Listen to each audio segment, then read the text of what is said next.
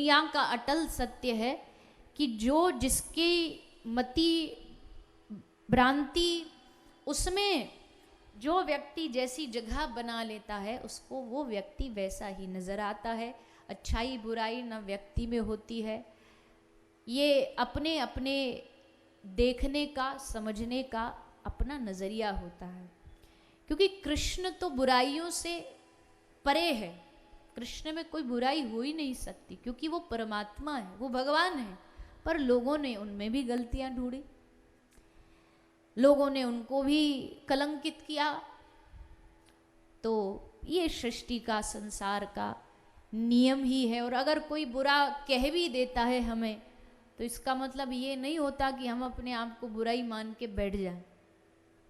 कोई कह दे तुम निठल्ले हो, निकम्मे हो, तो क्या हम अपने आप को ऐसा मान लेंगे? अरे ठाकुर जी की संतान हैं हम, भगवान के पुत्र हैं हम, तो कभी भी किसी के बातों में आकर के, किसी के शब्दों को अपने दिल में बिठा करके अपने आप को ऐसा नहीं समझना चाहिए। तो सत्राजित को भगवान ने मणि ला करके वापस दे दी कि ले भैया, चुराई तो हमने नहीं थी तेरी मणि, पर तूने भ्रम के कारण, अब जो एक बार चोर बन गया, एक बार ब्रज में जिसका नाम माखन चोर रख गया, तो अब उस पर शंका करना जरा जल्दी आसान हो जाता है कि भाई मणि भी इसी ने चुराई होगी।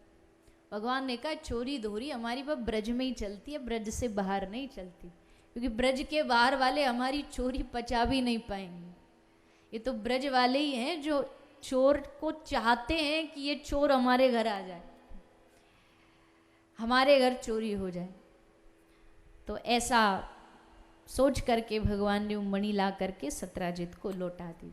सत्राजित ने अपनी बेटी सत्यभामा का विवाह श्री कृष्ण से कराया, और दहेज में सत्यभामा वही मणि लेकर के वापस कृष्ण के पास आ गई।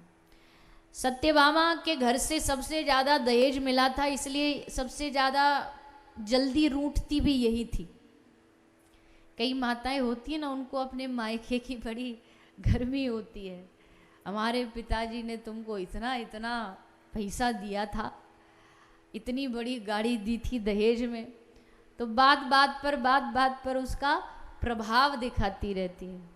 तो 16,108 पटरानी में सबसे ज़्यादा अगर कोई रूठती थी तो वो सत्यभामा जी रूठती थी, बात पर। और ठाकुर जी तो महाराज मनाने में है ही एक्सपर्ट,